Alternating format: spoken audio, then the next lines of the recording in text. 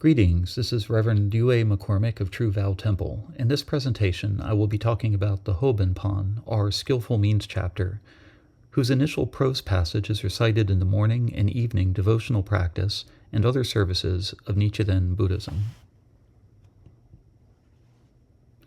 When we chant the initial prose portion of Chapter 2 of the Lotus Sutra, we begin by chanting the full title, or Odaimoku of the Lotus Sutra, as well as the full title of the chapter. So we will begin our analysis with Myoho Renge Kyo Hoben Pon Dai Ni, the Sutra of the Lotus Flower of the Wonderful Dharma, Skillful Means, Chapter 2. Myoho Renge Kyo is a Japanese way of pronouncing the 5 Chinese characters used to translate Saddharma Pundarika Sutra, which in English can be translated as the Sutra of the Lotus Flower of the Wonderful Dharma. Myoho is Saddharma, the wonderful Dharma that is the truest, most refined, and most subtle Dharma or teaching of the Buddha.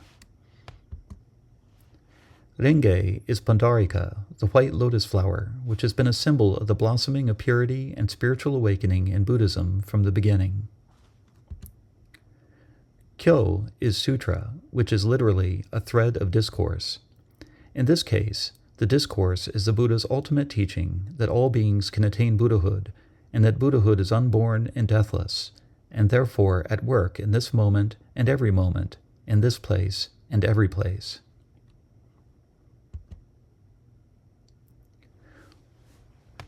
Hoben, or Skillful Means, is a translation of the Sanskrit upaya. In Japanese, the Chinese characters chosen to translate it are pronounced Hoben. The Sanskrit term upaya, or upaya kaushalya, can also be translated as expedients, expedient means, or skillful methods. In Mahayana Buddhism, skillful means is the 7th of the 10 perfections of a bodhisattva. In addition to the first 6 perfections, which are generosity, morality, patience, energy, meditative absorption, and wisdom, one can also speak of the perfections of skillful means, vows, power, and knowledge. These additional 4 are understood to be extensions of the perfection of wisdom.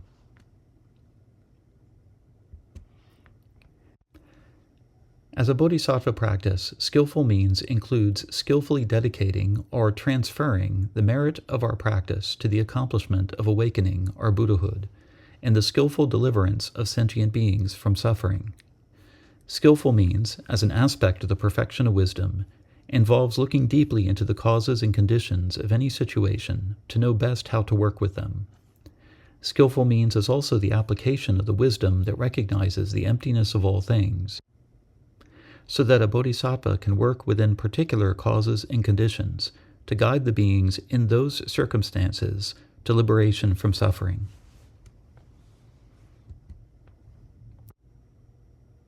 Skillful means is also the way in which a teacher can adapt their presentation of the Dharma to those they encounter so that it will convey the truth in a way that will be immediately understandable to them, meet the immediate needs of those beings in a way that will not compromise the truth, and lay the groundwork for a deeper understanding of the Dharma as those beings continue to reflect on the teachings and put them into practice. The following analysis of the word Hoben, or skillful means, is given in the Ongi Kuden, the record of the orally transmitted teachings. The Ongi Kuden is allegedly the record of a series of lectures on the Lotus Sutra given by Nichiren Shonin at Mount Minobu. In the words and phrases of the Lotus Sutra, Jiryi's commentary on the Lotus Sutra, he explains that the character Ho, which by itself can mean direction or aspect, is equivalent to the character He, which means secret. The character Ben, which by itself can mean convenience, is equivalent to the character Myo, which means wonderful or wondrous. Miao Lei's further comments in his notations on the words and phrases of the Lotus Sutra state that Myo, or wondrous, is the wondrousness of identity, or being the same as, which is what the character Soku means.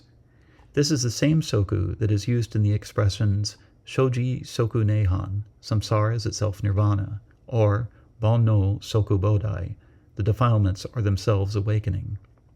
This kind of identification is what is taught by the Lotus Sutra, which is the perfect teaching. Jiryi taught that the gems in the parable of the gem in the hidden lining and the gem in the top knot should be viewed as the same gem. In the parable of the hidden gem, a wealthy friend hides a gem within the robe of a poor friend for safekeeping, so that his poor friend can use it later. In the parable of the gem in the top knot, a king gives the precious gem in his top knot to his bravest warrior. The poor man who forgets that he already has a priceless treasure is ourselves. The king who bestows his gem as a reward is the Buddha. According to the Jiryi, the gem that we have forgotten and the gem that the Buddha bestows is the same gem. It is Buddhahood. Likewise, the poor beggar and the wealthy man's son and heir are in fact the same person. They are identical. We who wander in ignorance are the children or heirs of the Buddha. So the perfect teaching, that is the Lotus Sutra, is a teaching of our identity with the Buddha. The character for perfect can also mean circle, round, or complete. It indicates the completeness of all 3,000 realms in a single thought moment, and because of that completeness, every thought moment is endowed with delusion and Buddhahood. Therefore, there is Myoho Renge Kyo, which is an expression of Buddhahood, and Hoben, or skillful means, that enables those in the realms of delusion to realize it. Because this perfect and wondrous teaching of identity is not realized by those who are deluded, or by the provisional teachings whose skillful means only indicate but do not fully express this, the skillful means of the Lotus Sutra that does relate this teaching is considered secret or hidden as well as wondrous. Therefore, skillful means can indicate a teaching that is used to get people's interests, or it can indicate a teaching that will lead people on to deeper truths, or, as here, it can indicate a teaching that is an expression of that which is secret and wondrous. Think of it this way. First, the Buddha teaches the law of causality in terms of making good causes and avoiding bad causes, because we want to avoid misfortune and gain benefit. But then we are presented with the teaching of causality in a way that causes us to reflect upon impermanence, emptiness, and eventually the middle way. Finally, we are presented with the teaching of causality in a way that makes us realize the oneness of cause and effect, which is the oneness of skillful means active in all deluded realms, and the realm of Buddhahood that is the source and final goal of those skillful means. Why are we reciting the first prose section of Chapter 2 of the Lotus Sutra as part of our regular services? It is because this first prose section of Chapter 2 expresses in a very concise way the key principle of the trace gate of the Lotus Sutra. In the Tiantai and Nichiren schools, it is understood that the first half of the Lotus Sutra is called the trace gate, while the latter half is called the original gate. In the trace gate, it is the historical Shakyamuni Buddha who is teaching. In the original gate, it is the eternal Shakyamuni Buddha who is teaching. The historical Buddha of the trace gate is considered to be the trace or imprint of the eternal Shakyamuni Buddha of the original gate, who attained Buddhahood in the incalculably remotest past, and who only seems to pass into final nirvana, but is actually always using skillful means everywhere and at all times to lead beings to quickly attain Buddhahood. The eternal Buddha personifies the Buddha Dharma or Buddha qualities of reality itself, while the historical Buddha was a human being who practiced, taught, and lived the Dharma in a particular time and place in this world. However, these are two aspects of a single Buddha, and not two different Buddhas. In the trace gate, the historical Buddha begins teaching in Chapter 2. He states that all of his previous teachings were ultimately intended to lead his disciples to Buddhahood. However, for those who only wanted to escape the cycle of birth and death, he taught more easily attainable goals. For his direct disciples, called voice hearers, he taught a way to become arhats or worthy ones. And for those who would practice on their own, he taught a way to become a privately awakened one. The voice hearers and privately awakened ones believed that by practicing the teachings given to them, they could escape the sufferings of the cycle of birth and death within just a few lifetimes. For the bodhisattvas who aspire to attain Buddhahood, the Buddha taught the Mahayana, or Great Vehicle.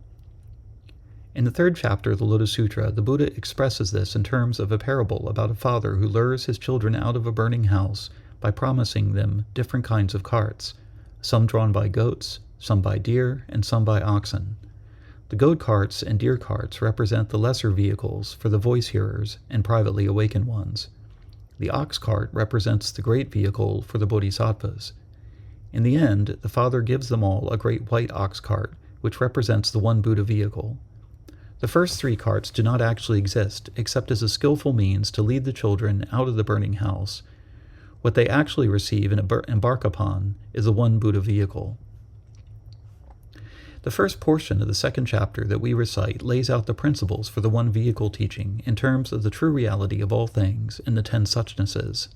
So when we recite the first prose section of chapter 2, skillful means, of the Lotus Sutra, we are affirming that our lives are all equally expressive of the true reality of all things, and that the true intention of the historical Shakyamuni Buddha was to enable all beings to attain Buddhahood so that they can realize this for themselves.